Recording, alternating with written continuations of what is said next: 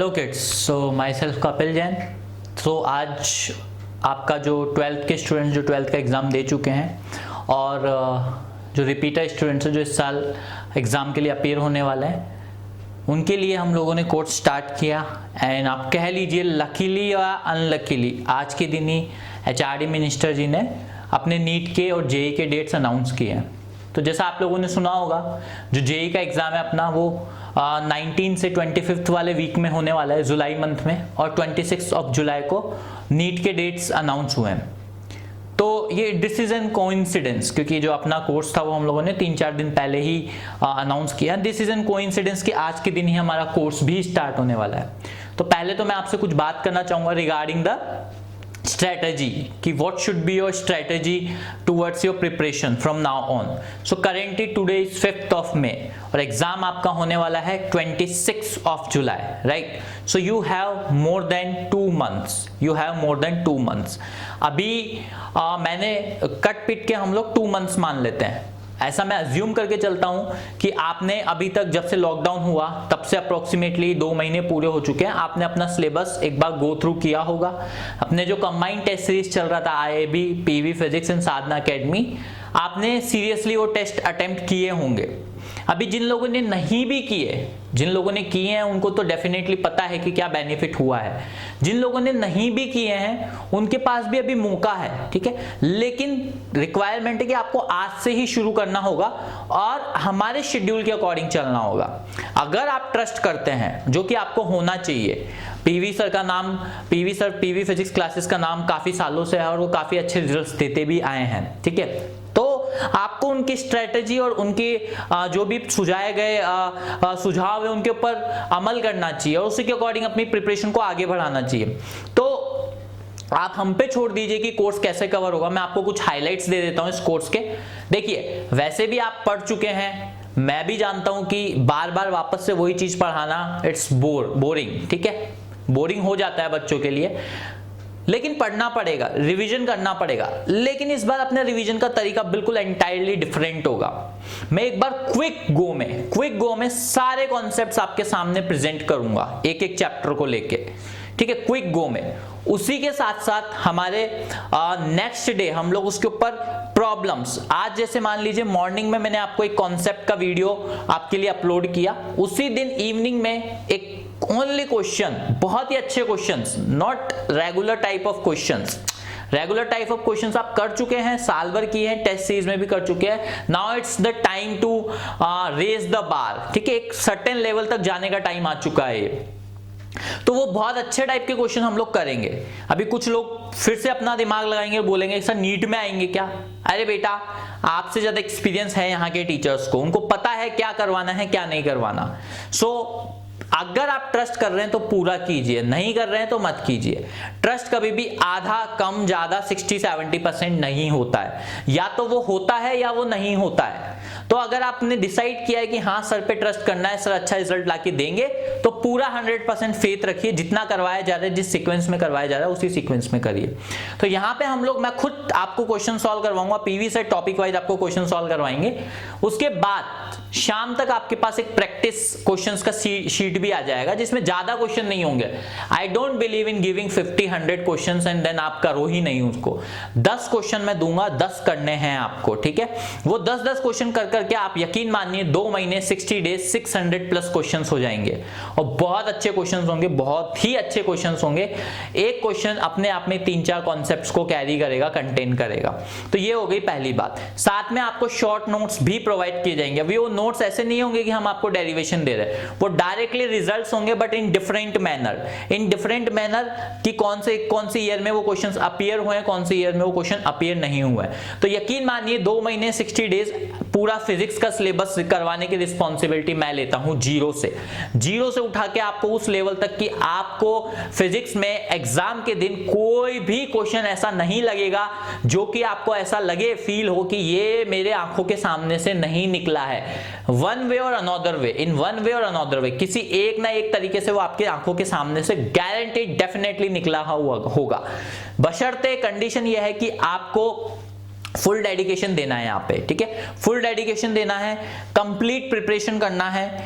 जो भी यहाँ पे बताया जाए, जिस भी सीक्वेंस में बताया जाए, अगेन अपना दिमाग नहीं लगाना है। अगर तुमको आता भी है देन चेक इट कि कितना आता है, नहीं आता देन लर्न इट, आता है then check it, revise it. समझ में आ रही है बात? बट ऐसा मत करना कि मुझे आता है। I have seen many students, तो this is my direct message to those students जो ये समझते कि सर हमें आता है, ये नहीं पढ़ेंगे, जो नहीं आता वो आप करवाइए नहीं।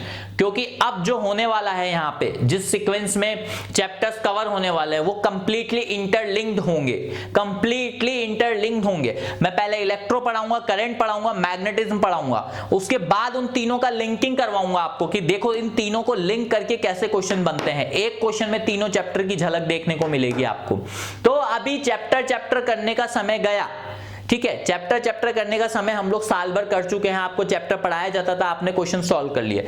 दूसरा इंपॉर्टेंट चीज जो आपको अपनी प्रिपरेशन में सबसे ज्यादा इंटीग्रेट करना है, जो अभी तक मिसिंग था, तो सुनिए ध्यान से। होता क्या है, लेट से आज आपको एक चैप्टर सॉल्व करने बैठे हैं, लेट से इलेक्ट्रोस्टैट का ही एग्जांपल ले लेते हैं। इलेक्ट्रोस्टैट आप सॉल्व करने बैठे हैं, आपने सोचा चलो कोई भी बुक पकड़ ली, डीसी पांडे पकड़ ली, सिंगेज पकड़ ली, व्हाटएवर, आपने पहले रिवाइज किया, डीसी पांडे उठाई, क्वेश्चन लगाने शुरू किए। उसके 10 क्वेश्चन लगाए, 20 क्वेश्चन लगाए, 25 क्वेश्चन लगाए, वर्थलेस, कोई पॉइंट नहीं है, इट्स पॉइंटलेस। क्यों? जैसे ही आप 5 से 7 क्वेश्चन लगाते हो, आपका दिमाग जो है वो एक्वेंटेड हो जाता है उस टाइप के क्वेश्चन करने के लिए। उसके बाद आप 10 करो, 20 करो, 25 करो, 30 करो, कोई फायदा नहीं है, कोई भी आपको फर्क नहीं पड़ने वाला, कोई भी आपको बेनिफिट नहीं होने वाला। रेदर देन आपको क्या करना है, इंटीग्रेटेड अप्रोच करना है। क्यों? क्योंकि जिस दिन आपका नीट का एग्जाम होगा उस दिन आपके पास 3 सब्जेक्ट सारे चैप्टर्स एक साथ होंगे and you can not guess कि कौन से चैप्टर के बाद कौन सा क्वेश्चन आएगा। इलेक्ट्रो के बाद काइनेमेटिक्स आ सकता है, काइनेमेटिक्स के बाद सीधे मॉडर्न आ सकता है, मॉडर्न के बाद सीधे लेट्स से करंट आ सकता है, करंट के बाद थर्मल आ सकता है, एनीथिंग, कहीं से कुछ भी आ सकता है। तो आपको अपने दिमाग को और अपनी प्रैक्टिस, अपने दिमाग को वैसे ही ट्रेन करना है और अपनी प्रैक्टिस को उसी डायरेक्शन में रखना है। तो मैं आज आपके सामने एक सिंपल सा स्ट्रेटजी सजेस्ट करूंगा।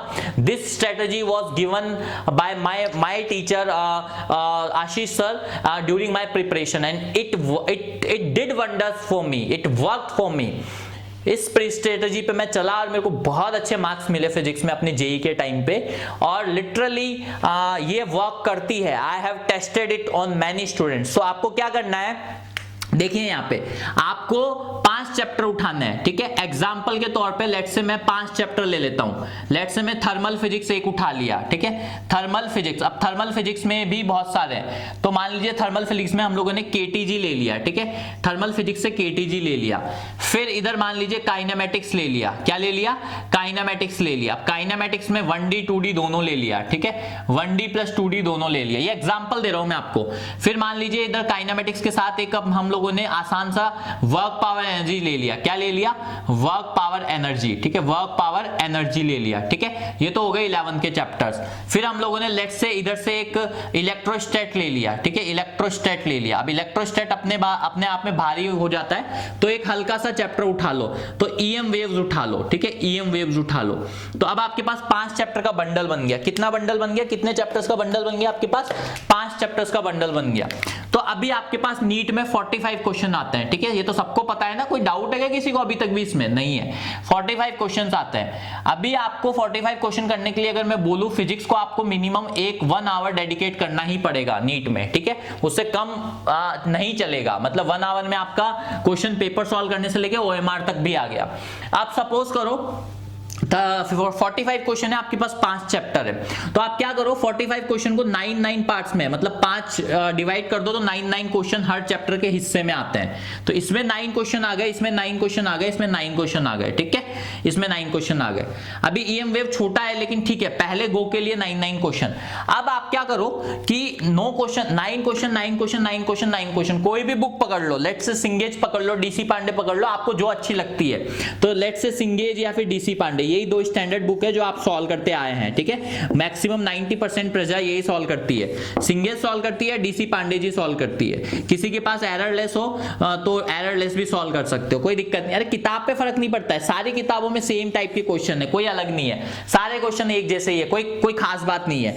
इंपॉर्टेंट ये है कि आप कैसे करते हो। दूसरी सबसे पहला मैसेज तो मेरा है कि अगर उन किताबों में सॉल्यूशन है उसको फाड़ के फेंक दो, आग लगा दो, वो सुसाइड है।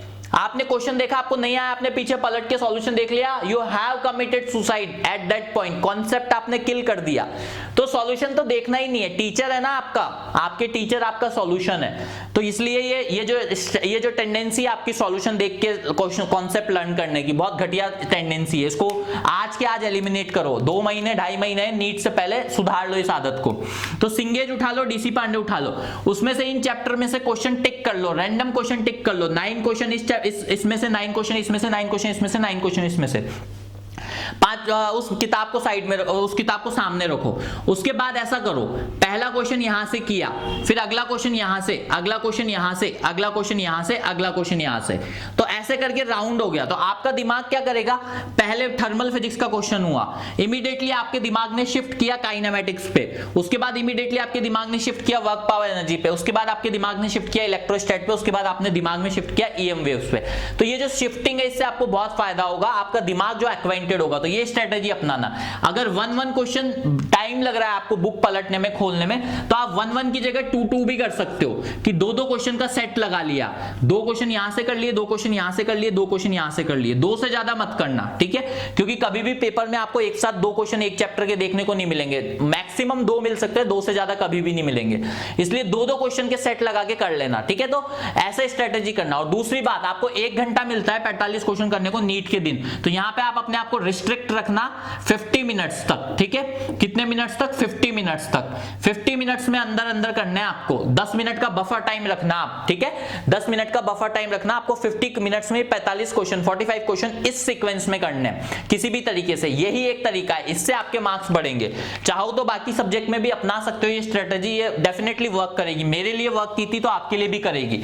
आई was also very very very average student, average से भी एवरेज स्टूडेंट, लेकिन I was able to score very good rank, ठीक है? Just because of these kind of strategies. तो आपको भी ये फॉलो करना है, आप चाहें तो ट्राई करके देख सकते हैं। कमेंट सेक्शन में मुझे बताना कि आपकी ये स्ट्रेटेजी वर्क की या नहीं की, बाकी स्टूडेंट्स को भी पता चले।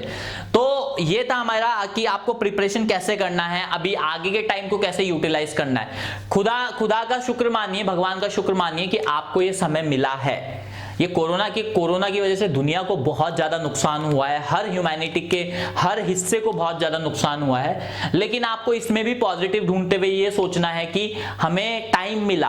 तो जो लोगों ने अपनी प्रिपरेशन की उम्मीद छोड़ दी थी, और खास तौर पे फिजिक्स के लिए, जिन लोगों ने फिजिक्स को भगवान के भरोसे छोड़ दिया था, उसी भगवान ने आपको ये समय लाके दिया है। सुन लेना ध्यान से, जिस फिजिक्स को आपने सोचा था ना कि ठीक है एग्जाम के दिन भगवान भरोसे छोड़ के जाते हैं, उसी खुदा ने आपको ये समय दिया है। अगर आज भी आप उसको यूटिलाइज नहीं करेंगे तो फिर आपसे बड़ा बेवकूफ और आपसे बड़ा गिल्टी कोई नहीं होगा।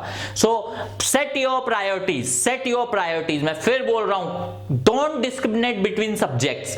डिस्क्रिमिनेशन बिल्कुल भी मत करो सब्जेक्ट्स के बीच में, ना बायो को ज्यादा इंपॉर्टेंस दो, ना फिजिक्स को बहुत नीचे गिराओ। तीनों सब्जेक्ट इंपॉर्टेंट। और फिजिक्स के बारे में तो मैं आपको कह दूं, इट्स द रैंक मेकर और रैंक ब्रेकर। बायो और केमिस्ट्री आपको सिलेक्शन तक लेके जाएंगे, सिर्फ और सिर्फ सिलेक्शन तक, या उससे पहले लाके छोड़ देंगे। फिजिक्स ही एकमात्र सब्जेक्ट है जो आपको सिलेक्शन से ऊपर रैंक तक लेके जाएगा। तो मार्क माय वर्ड, ये इंपॉर्टेंस है। और यकीन ना आए तो किसी भी टॉपर का इंटरव्यू उठा के देख लो, किसी भी टॉपर के फिजिक्स के मार्क्स उठा के देख लो, उसको हमेशा हमेशा उसने बोला है कि physics was the rank maker for me. समझ में आ रही है बात? तो इस सब्जेक्ट को उतनी ही इंपॉर्टेंस दो, मत नेग्लेक्ट करो please. This is my humble request from my side, from PV sir, कि don't ignore this subject, give equal importance. इस 180 मार्क्स का है तो उसको उतनी ही वेटेज दो।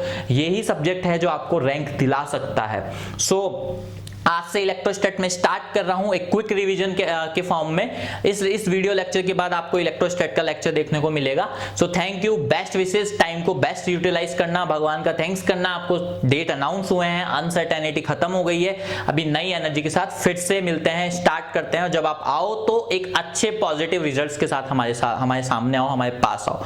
सो थैंक यू ऑल बेटा, बेस्ट विशेष।